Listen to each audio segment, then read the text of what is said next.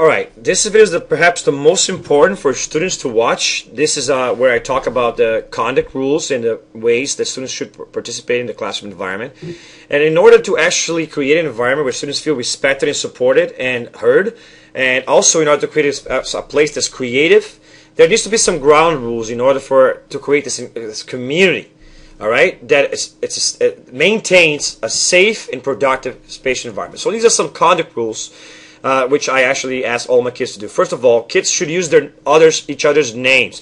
Every time you respond to someone else or refer to someone else, you should talk to someone's names. It helps create a friendly tone in the classroom, and it's really hard to be mean when you're using someone's names directly.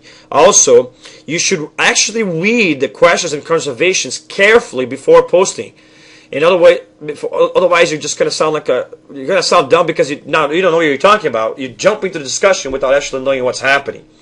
And you should compliment people when you actually think that they did a great job. But when you do that, don't just say general compliments. Actually do compliments that give specific examples on why the person was great. You have to critique the person's opinion. Also, always ask questions. In other words, if you're unclear about something, if you think somebody didn't say something right, if you want more insight on the topic, or if you have a question, ask someone in the group. There's a number of people who are probably going to be able to give that answer to you. Always be considerate. Remember that people can't necessarily see you when you're talking, so they can't understand your tone or your expressions, and so make sure that you voice things carefully, and also remember that to talk to other people in the way that you wish they talk to you. This is not Facebook. It's still a classroom environment, and I have expectations that they use proper grammar and that avoid using jargon, slang, and sarcasm, and use proper diction when they're talking. Also, you should listen to everything that's said, and even if you completely disagree with it, I actually would like that you disagree with it, so you should talk about why you disagree with it, but you should not attack the person. Allow for a great variety of perspectives and agree to disagree. Don't say the person couldn't say what you said. Just basically say, you're free to say what you want, but here's why I think that you are wrong. But stay open-minded though, because maybe you will learn something if you listen to a different point of view, and when you do so, respond instead of reacting. Don't write responses when you're angry, but go away, write it later. Think about your responses, calm down, collect your thoughts, and then answer. Read your responses. I just said that, I'm saying it again because I'm making sure that you understand that skimming would actually be bad. People spend time to actually write these things, so you have to respect your peers' time, and actually it takes a while for you to articulate your thoughts and putting everything together. So you know how hard it is to write.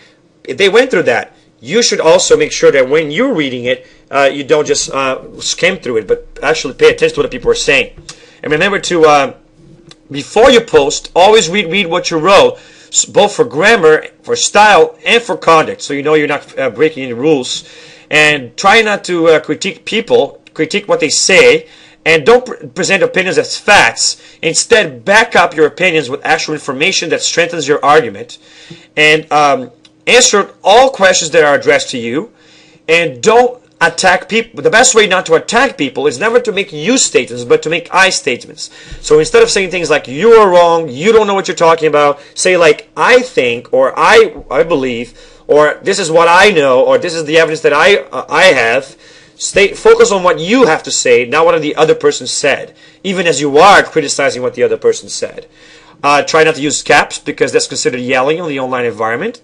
And avoid emotional punctuation. There really is no need for all those exclamation points and comments all over the place. Now remember that, again, this is not Facebook. You're supposed to write it well. So some of the things that students should avoid when they actually trying to do this is to avoid the lack of development.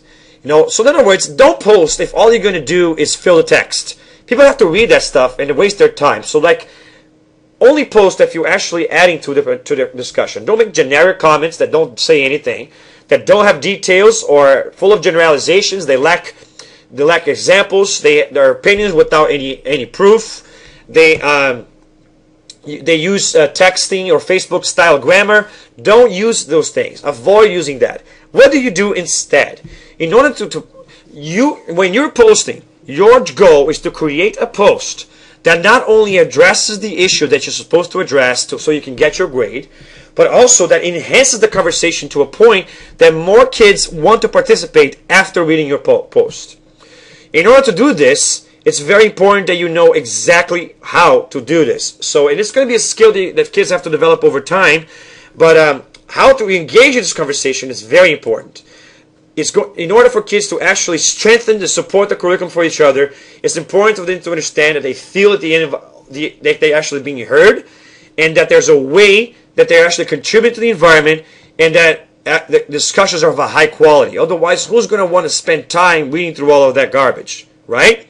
So here's some things that you should do to always enhance that discussion. Also, always present a new question for the discussion. So like, if the discussion is slowing down, you can create a sub-question to the main question, and so that way you can broaden, define, narrow, or redirect the conversation to a different direction. And you don't need to reply to the teacher's question only. You can reply to what other people said and go from there. And create different threads of conversation that are going about different people and at different points. So remember to always reply to the person that you're actually trying to reply. So you hit the reply on a comment that you are actually replying to. Whenever you actually give replies, try to substantiate replies with things like personal experience, from interactions with something you remember with people, from book, from a class, something that actually influences your perspective on the topic, and it provides details that substantiate your ideas, opinions, and belief, so that you're not just saying something, you're actually saying why you're saying this. Also, think outside the box. The best discussions happen when people stop defending what they believe in and try to defend things that they don't believe in. It's actually a very hard role to fit into, and it's a very important skill to think critically like that. But sometimes it's good to provide a point of view that might not even be your own, but you just do it to see, hey guys, we're forgetting about this other side. Nobody's talking about it. What about this? Even though you don't understand it, that might spark more discussion. Another way to spark discussion is actually ask people to clarify what they said when you don't understand something, or when they didn't do a good job. So if the person didn't do a good job, or you wish they could explain it more, or they didn't give examples, make sure that peers are doing their best and they're staying at their best. So ask them for more information, and when you don't understand something about the material, ask them so that you can actually have more information. Connect what you're learning to past knowledge or experiences.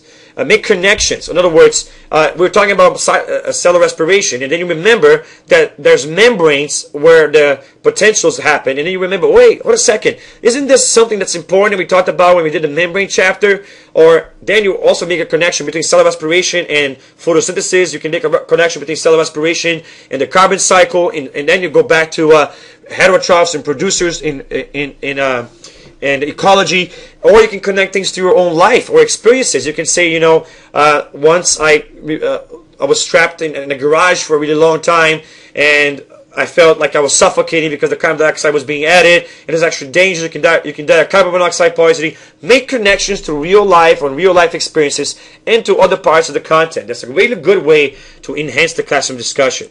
Like I said, and I'm going to say it again, always substantiate your things with proof, if possible, tied to personal or real experiences.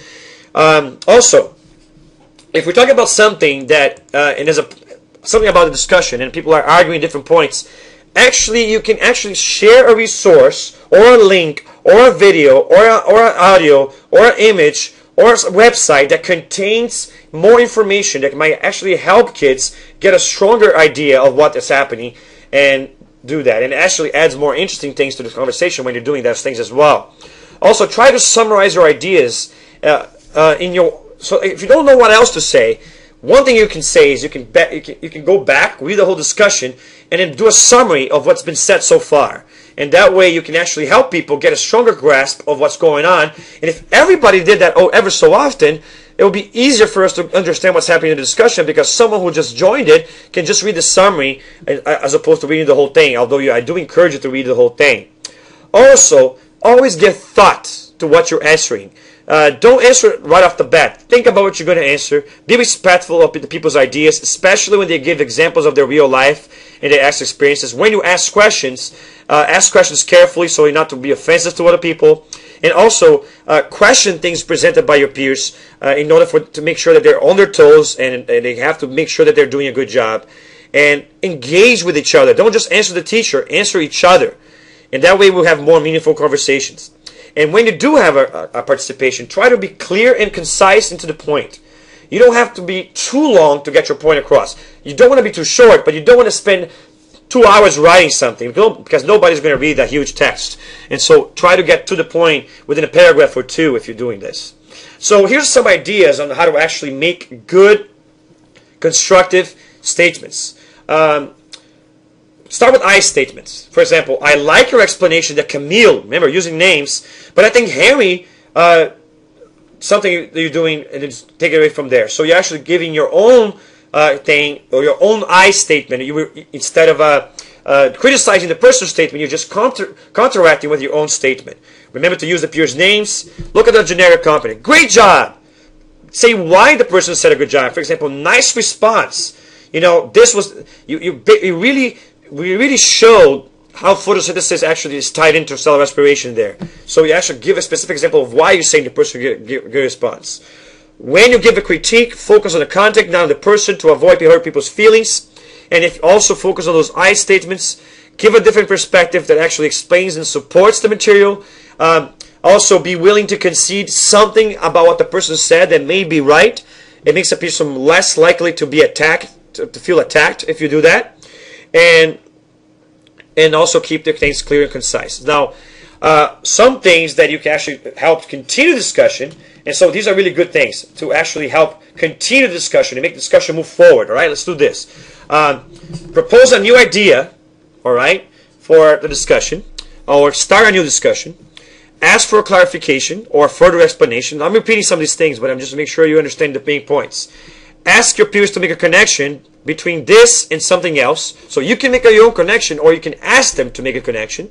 So you say, for example, hey guys, I wonder if there's anything else we learned this year that ties into this. Or propose an idea for feedback. Guys, what about this? The teacher's asking this question, but what about that? Oh, Henry, you said this, but what exactly did you mean? You know, things like that. Or be devil's advocate. Guys, we've been pretty much talking about the same thing. What about this other side of the argument? You know, talk about something that nobody has talked yet, and ask people to say what they think about it. Pose a follow-up question to expand the conversation even more, or shift it in a different direction.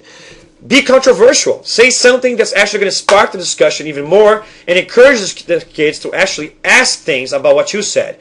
So when you finish things, you should say like, so after you finish your thoughts and you say, what do you guys think about what I said? Actually invite them to criticize what you said.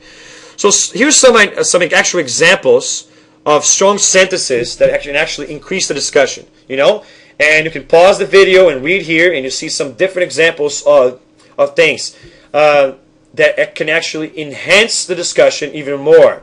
Or examples of how to start sentences. Strong sentence starters, you see them here.